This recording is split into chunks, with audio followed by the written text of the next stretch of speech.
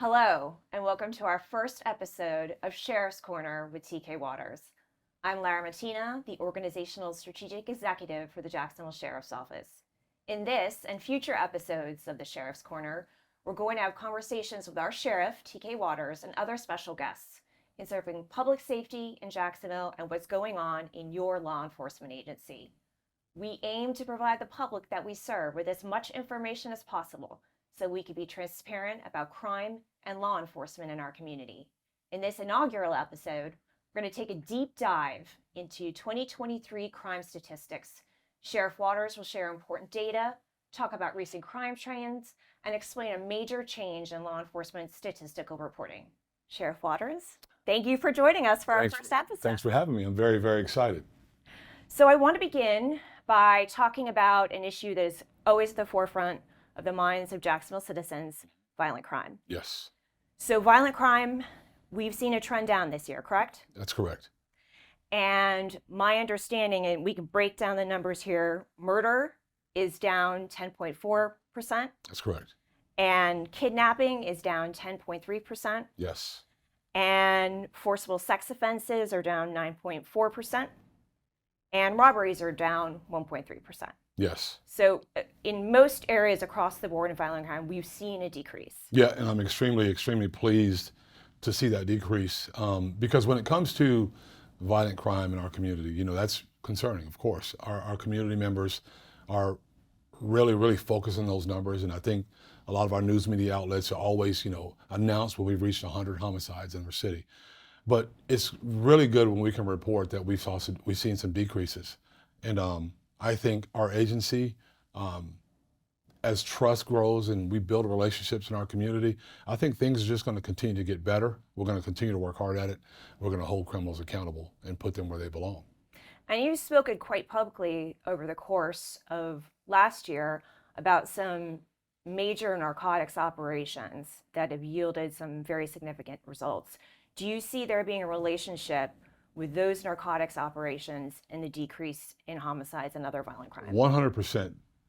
So I think most people know, I think most people are very familiar with the fact that drugs, shootings, and murder are connected, almost like family.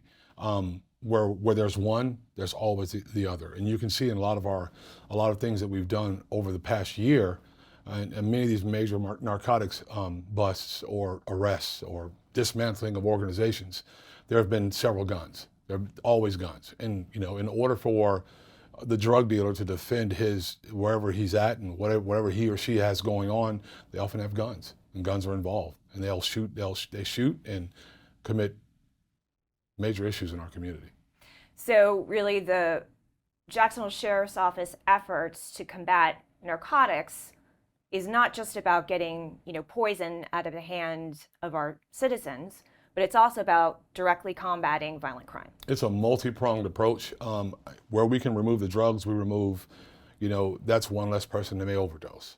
But on top of that, that's a shooter. Because I can tell you that in my years of experience, we're in the 32nd year now, and in my years of experience, they go together. Drug dealers oftentimes have to defend whatever it is they're doing, robberies. Those things just go together. So it's really good to have those kind of impacts as we move forward. Well, in addition to being a sheriff, you're an old homicide guy, right? 10 years, over 10 years. And the trend that we've been seeing recently is that there's a small number of people who are driving violent crime, correct? That's correct. We often talk about this, that it's a very small number of people, but a lot of the guys and ladies that we've worked with over the years, there are familiar names that always pop up. Mm-hmm. And it's not surprising and unfortunate for family members that a name will pop up for several years, and then ultimately they find themselves a victim of a homicide. I remember in one particular case, and I won't use the name out of sensitivity for the family, I was on my way to a Wednesday night church service, and I got a phone call from a mother who was, upset because she felt like we were harassing her son. And I wanted her to know that we weren't necessarily harassing him. We wanted to see him do something different because we were worried that eventually he was going to lose his life to the street life.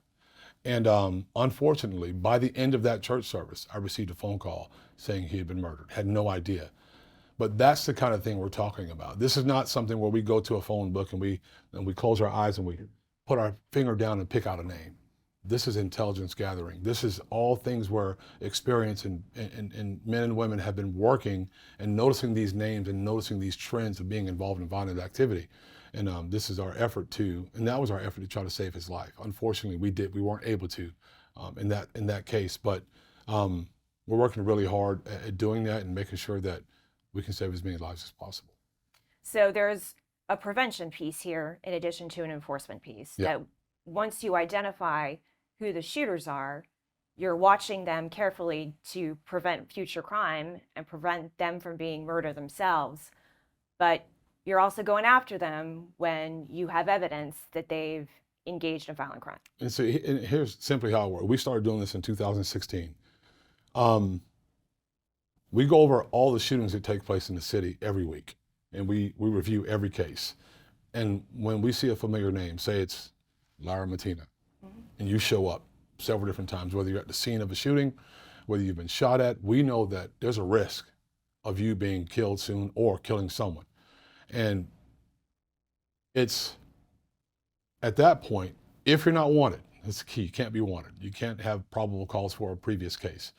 If you're not wanted, we'll approach you and try to get you to do something different. Get outside of that life to where we know that if we can get you outside that life and get you on track to doing something different, we can save your life and save the life of others. And we've been very successful, I believe, in doing that. It's very difficult to prove because you can't ever tell the future, or you can't ever tell what would have been. But I can tell you this, I can tell you knowing that if I see an individual that's been involved in several shootings or their names come up several times, they're not just one-time shooters. They shoot probably pretty often, and if we can change that individual, we save the life. Well, as we're talking about violent crime, the issue that is number one on everyone's list is homicide. So I'd like to really look and do sort of a deep dive into the homicide numbers from 2023. So in 2023, there were 120 murders.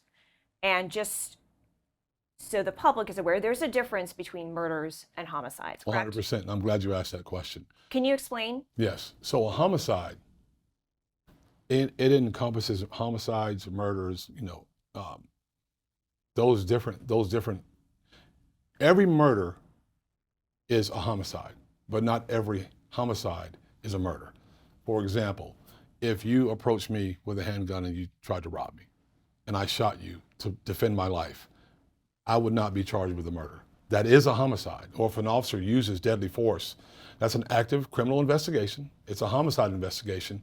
But once we determine that it's legal, it is not a murder. It is classified as a homicide, but it is not a murder. So a homicide is simply death by another's hand. That's correct. And the murder is an illegal death. Right, the unlawful taking of another life. And that's based on Florida state statute. Yes, absolutely. Okay. All right, so we had 120 classified murders in 2023. And then in 2022, we had 134 classified murders. So we're down 14 from the year prior, correct? Yes, that's correct. And obviously, you're pleased with that. 100%.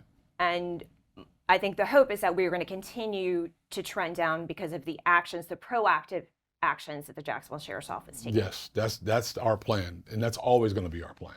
Well, I really want to talk a little bit more specifically about who is dying in these murders and who are the people committing these murders. Yep. So our crime statistics have pulled some demographic information about both the murder victims and those who are committing the murders. So of the 120 murders in 2023, there were 89 Black male victims. Yeah. That's a huge percentage. That's 74.2%. And that's, people always look and they think that you're uncaring but when you look at a number like that, it's astounding. And largely, from my experience, they're young Black men. And I'm really, really concerned about those numbers because in this city, when we lose that number of young young men or women, no matter who it is, what color they are. It's concerning. But when you look at that, there's a real issue that we are dealing with and we're having to deal with.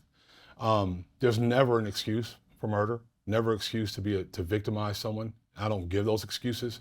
And I think a lot of people at times may look at me and say, I don't care. Well, I absolutely care.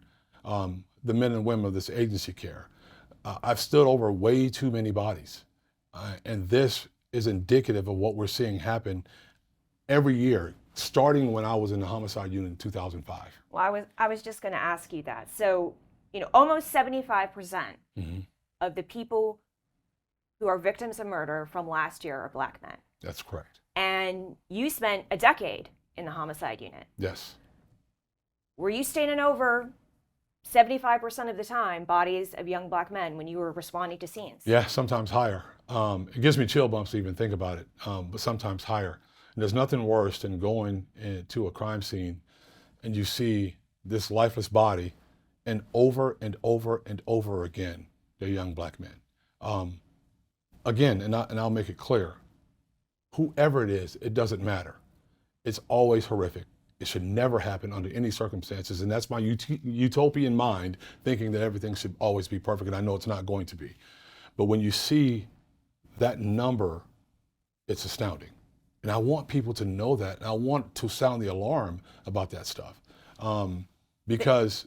Excuse me, go ahead. No, oftentimes you hear so many different things out there of what's going on, but this, 74.2% in 1 year, 89 lives out of 120, that's astounding. Yeah, it is astounding. It's an epidemic of violence. It is, really is. So within that, we have a breakdown of who are killing those young Black men.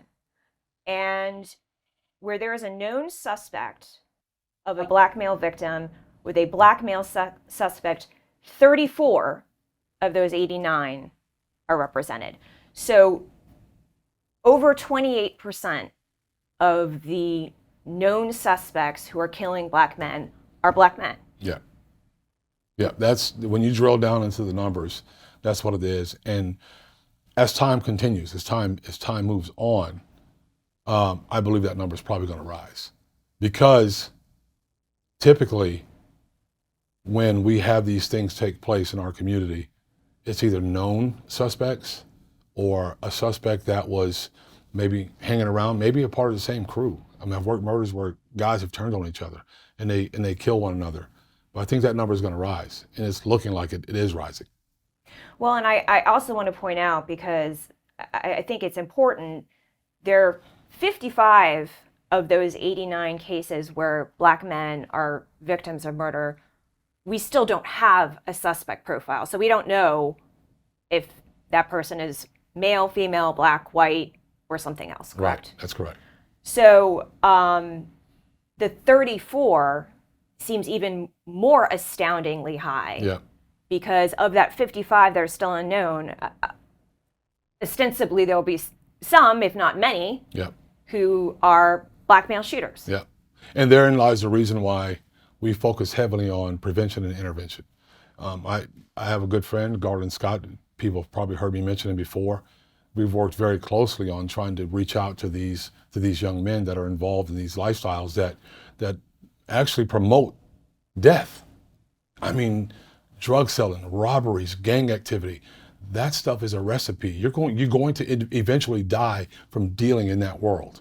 So that's why we focus pretty heavily on trying to curb that behavior and change that for young men and help them. And I say young men, people always say, well, why do you always single out men? Well, because that's who it is. There's not a bunch of women that are in gangs or that are involved in drug markets and selling drugs. It's usually young men. Yeah, and I think we're going to provide a full statistical breakdown for our audience, but overwhelmingly men are being murdered at higher rate than women. That's correct. I also want to touch on the stats for when a white male suspect is killing Black male victims. Mm-hmm. And last year we had 3 Black men out of the 89 who were killed by a white suspect. That's correct. And correct me if I'm wrong, I think that's representing the Dollar General shooting that got, so much attention publicly. That was the actually it was the Dollar General shooting. I think two of those victims were males. One was a lady, and listen, that was a dark day in Jacksonville. But what I like to say, and I like to tell people this, there are a lot of dark days. We shortly after that we lost a 3-year-old and a 6-year-old in gun battles. Doesn't make any sense, and it frustrates me, makes me angry that that kind of stuff happens, because it should not happen.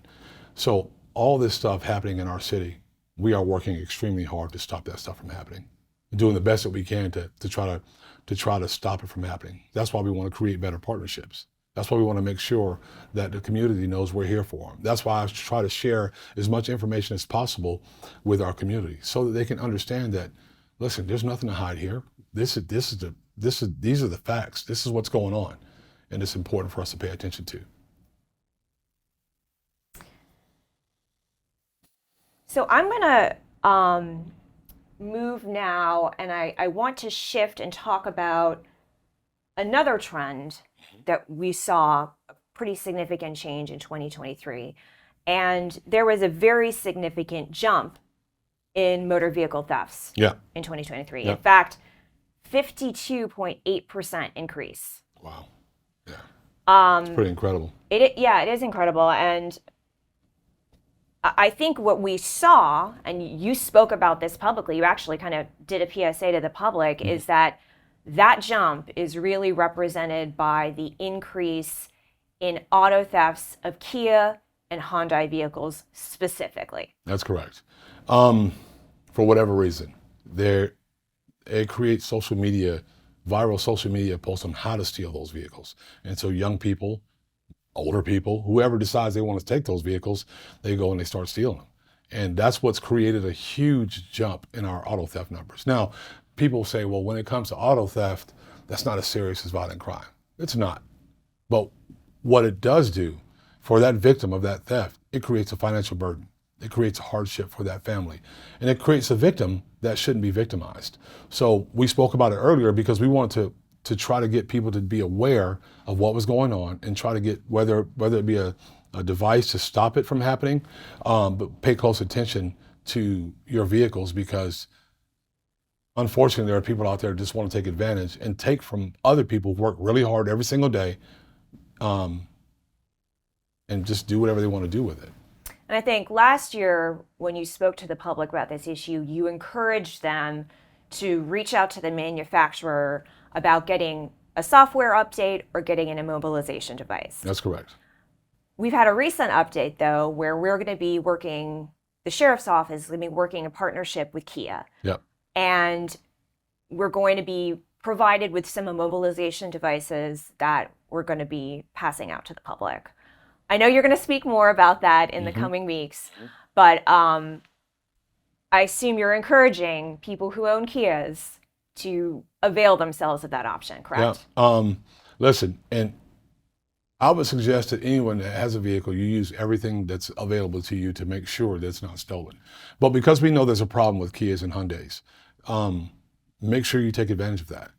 Make sure you get that immobilization tool and utilize it but also, this is a big thing for me. This is an issue. When you go to the convenience store and you got to run really quick, do not leave your keys in the car with the ignition running, because there's somebody watching, somebody there that will take the opportunity to steal it. Sure. Take our rental car companies. If you're parking your car someplace, take the keys out of them, because they are going to take the opportunity. There's criminals out there that are going to take the opportunity to steal. And we just want to try to avoid that as much as we can. And we need the public's help to do it. Yeah, I guess locking your car is maybe one of the best immobilization devices. 100%. Okay. You spoke a little bit about, the trend we saw with the Kias and Hyundais and the use of social media to share, I guess, widely the method that this is being done. And it's not just a local jump, correct? Yep. This is happening all across the nation. All across the nation. So the bump we saw is pretty indicative of what's going on around the country. Yep. It seems that because it's a social media phenomenon, the offenders who are stealing cars overwhelmingly are young people, either legitimately juveniles or very young adults, correct? Yep. Okay. That's what we're seeing. And social media is the probably pretty amazing creation, but at the same time, for whatever reason, whatever people see on social media, it becomes like the gospel or something you should try, something you should do. I remember a while back they were eating Tide Pods. I think that was a social media thing. So now social media is telling you to steal cars and teaching you how to steal cars. Well, there are some things on social media you should not do, like go to a site, learn how to steal a car, and go and steal it. That's going to do nothing for you but either get you caught and get you in a whole bunch of legal trouble, or you're going to continue to do it until you get caught, or someone's going to hurt you. They catch you stealing their stuff. People are protective over it. They work hard for it every single day. So they're going to do something to you if they catch you doing it. So my advice to anyone will be stop. I know a lot of people look at the police and they laugh and they'll say, we're not doing that. We'll never get caught. But eventually it's going to catch up to you. Is it your hope then, I guess, as we move forward into 2024 that, using the software updates provided by Kia Hyundai and using the immobilization devices that in some capacity JSO is going to be able to distribute it in partnership with Kia, that we're going to see those auto theft numbers begin to drop again? That's my desire. That's the sincere hope that I have.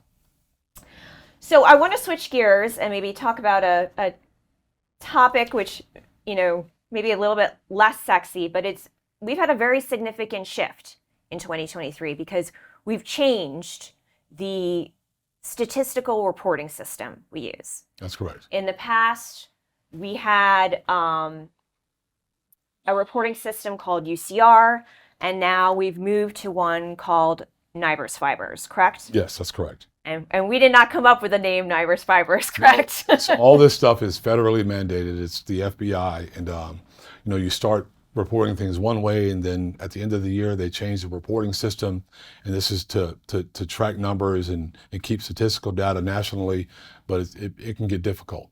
So just so we're clear, NIBRS, which I guess it's an acronym for the National Incident-Based Reporting System, that was created by the FBI. That's correct.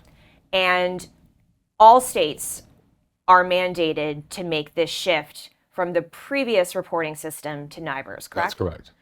We've just kind of done it earlier than other law enforcement agencies? Yeah, so we like to, when these things come up, we're not going to waste any time. When it's time to make changes, we're going to make the changes. And sometimes it adversely affects what people see, the numbers that they see, depending on how something's supposed to be reported, because it even boils down, it gets as far as how you need to report certain crimes, and I may not necessarily agree with some of it, but because we want to follow the federal standard, then we're going to do that. So for comparison purposes, the stats that we've been talking about today, when we're comparing 2022 to 2023, we've actually shifted the data from 2022 into NIBRS, right? So That's that correct. we can make a side-by-side comparison. That's correct. So if a member of the public were just pulling data that had been previously provided in 2022 in UCR, they really would not be able to do a good comparison to the 2023 data that's in NIBRS. That's correct, because of the new guidelines and how you report different crimes. Some things are going to look like they're spiking really high because of the way it's asked to be reported according to NIBRS. Okay, so as we move forward at the Sheriff's Office, we are going to be exclusively reporting in NIBRS as mandated by the Federal Bureau of Investigations. That's correct.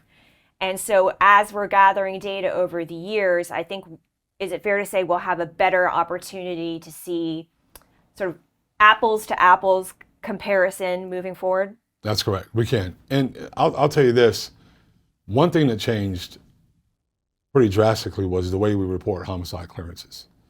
So I've been a believer in being able to report the clearance when the clearance happens, not when the case happened, because oftentimes I want folks to understand it's not television. We don't have big glass computers where you put your hand up and you move stuff around and you throw DNA in it for a second and the case is solved in 24 hours.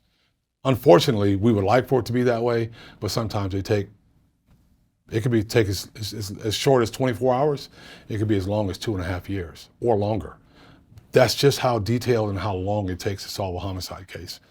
And I wasn't a big believer in the case being reported in 2000, say for example, when I started in 2005, we didn't get the clearance until 2007. Going back to 2005 and calling a clearance in 2005. No, the actual case is cleared in 2007, so I took it more literally, but now it's changed.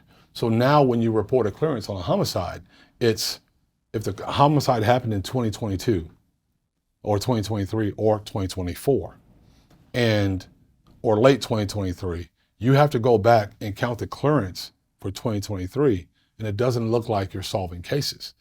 And it changes the number system. I can tell you that these cases never die. There's no statute of limitations on homicide cases. What's our current clearance rate? I think it's 43% now for 2023. That's going to go up because the cases are continuously being worked. But when you have a numbering system where you report from January to December of a certain year, it's almost a little unfair. And this is not me whining. This is the system that we have. So it creates issues. Before it was always, the numbers would always reflect what was happening in a 12-month period because you could count them but that's just not the way that it is now. Yeah, I mean, I think if you're thinking about it, obviously homicides are happening all year long. That's correct. And certainly they're happening in September, October, November, and December, which is, the tail end of a calendar year. So in some ways, in January, announcing what the clearance rate was for 2023 is somewhat artificial. It is. And when you can't, so if a homicide happens in 2023, in December, and you solve that case in February, well, you can't go back now you're going back to December and saying it's solved now. And when you report that, you can't report that it's actually solved unless I'm standing up and I'm telling people about it. It goes back to that number from the previous year, but those numbers have already passed. So we don't get a chance to tell the public what the clearance rate looks like. So we're going to figure out a way to work that out so the public will really know what's going on. So moving forward, I mean, you said the number, the current murder clearance rate for the murders that occurred in 2023. That's correct. Are 43.3%. Yes. But I assume, based on what you're saying about the fact that, these dedicated detectives are going to keep working these cases. That's correct. We're going to see that number increase over 2024 and 2025. Yeah. So those clearance rates, although we're going to report them in January at our annual report, when those clearance rates are going to continue to change, because now when they solve a case in mid 2024, that clearance goes to 2023 when the murder happened versus when it was cleared. In your administration, can the public expect to have then updated homicide clearance rate stats for years past coming? Yeah, so we're going to work to make sure we get those, we put them all where they belong and get those accurate clearance rates out for folks to really be able to see. Okay, so we can expect to see updates in the future. Yeah, and you can also expect to see that 43% clearance rate for 2023. That's going to go up. Okay. Because it always does. Okay. So thank you, Sheriff Waters, for this robust conversation on Jacksonville's 2023 crime statistics. I know we look forward to having you and others in the future come chat with us about what's going on in this agency and public safety in our community. I want to thank all our viewers for joining us for this inaugural episode of the Sheriff's Corner. We hope you will watch future episodes and be an active participant in the police and public partnership so that we together can make Jacksonville a safer and more secure place for all. Thank you very much.